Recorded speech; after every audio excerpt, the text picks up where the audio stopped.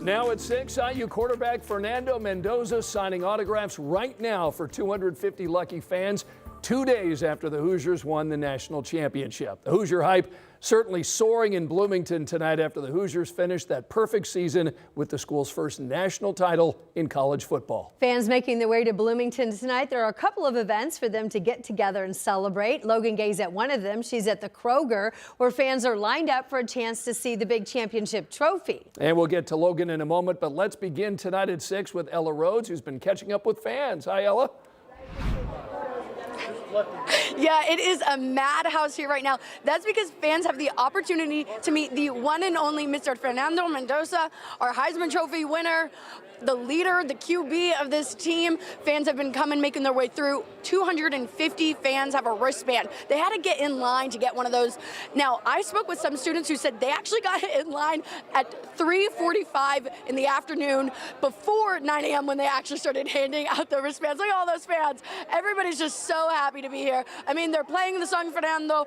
Plenty of ABBA songs are playing as well. So much Hoosier hype. Everyone here is just so excited. There's more than 250 people here, though. I will tell you that. There's a giant crowd of people hoping to meet Fernando. Even if there's enough time, this event closes at 6:30 or so. But as you can see, fans get to meet him, get to shake his hand, get a wonderful photo. They get an autograph. It is truly such a special experience for Hoosiers. And I mean, the energy is just quite incredible. But of course, this is not the only thing happening in Bloomington. I know Logan Gay is over there with the trophy, so I'm going to send it over to Logan.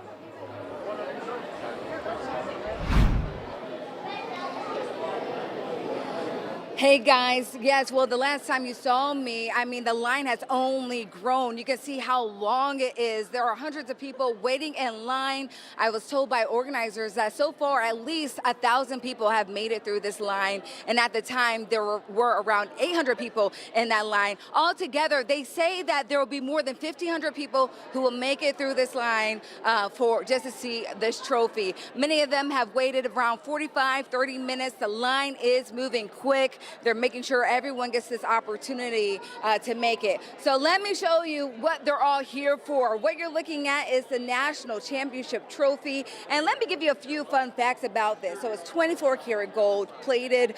This is the exact trophy presented to the team in Miami. The full trophy stands, get this, 36 inches tall and weighs 50 pounds. And the gold piece by itself weighs 20 pounds. And each year a new trophy is made. So you can see that people are able to take photos with the trophy. Everyone is here. They're being very patient. They're having a great time. Now, if you can't make it today, because there is a hard cutoff, it ends at 7 p.m. It's a hard cutoff. If you can't make it today, you will have another opportunity to see the trophy. It will be at Walmart here in Bloomington, same time, 4 to 7.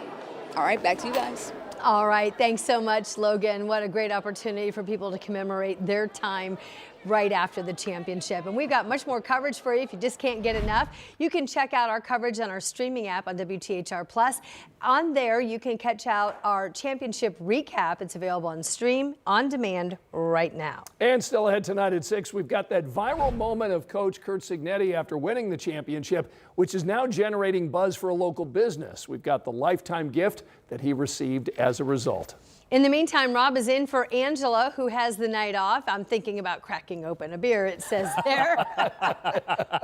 What a great opportunity for Upland Brewing. Incredible. You know? Yes. Yeah. He says it puts it in the national spotlight. Jenny was saying that their sales are up significantly. They said Cignetti, Natty Light. I said there's got to be some kind of tie-in in there somewhere. Yeah. I do have a lot to talk about weather-wise, because while it's relatively quiet today, we're looking ahead to the next 3 or 4 days or so. And look at this, winter storm watches to the south that include a huge portion of real estate, and then extreme cold watches to our north and west. We're kind of sandwiched in the middle here. Even some blizzard warnings up there into parts of Iowa.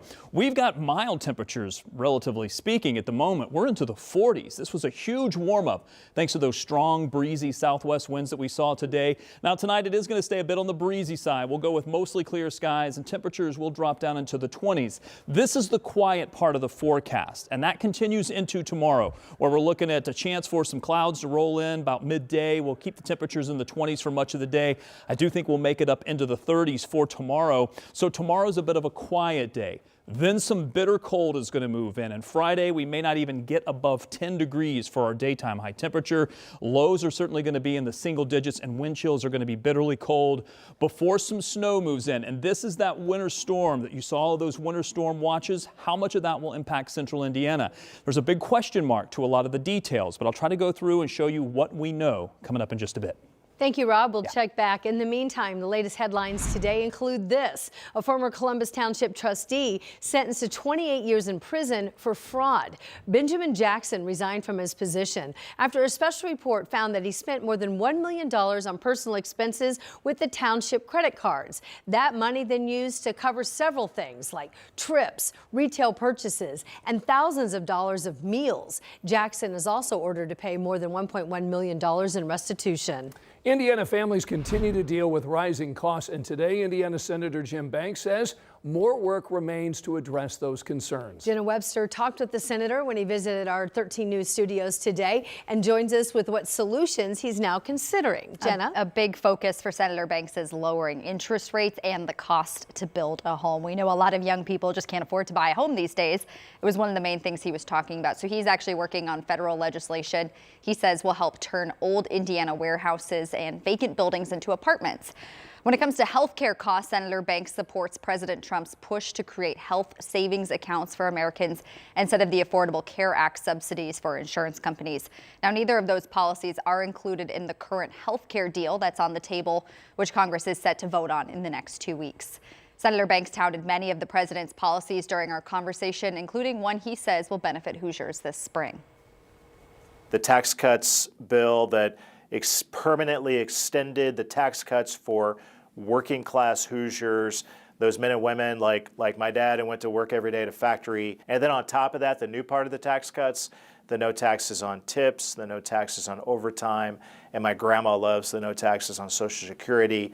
I mean, those are big wins. As people are filing their taxes right now, they're going to feel it when they get tax returns back that are bigger. We also talked about his support for U.S. control over Greenland and November's, those upcoming midterm elections. More of our conversation will be streaming on our WTHR Plus app later. All right, Jenna, thanks so much. Well, happening right now, the Shelbyville City Council is meeting to vote on a proposed data center project. This is a live look inside Shelbyville High School. They are hosting tonight's meeting to accommodate a larger crowd. Now, tonight's vote comes weeks after the Shelbyville Plan Commission recommended the city reject that proposal. And this is now just the latest community here in central Indiana pushing back against the idea of a data center being built in their area. Protesters gathered ahead of the meeting tonight outside the school, speaking out against the plan. They're worried about noise, they say, and also water usage. We have a crew at the meeting tonight providing that live shot and then coverage tonight of what happens here on 13 News at 11.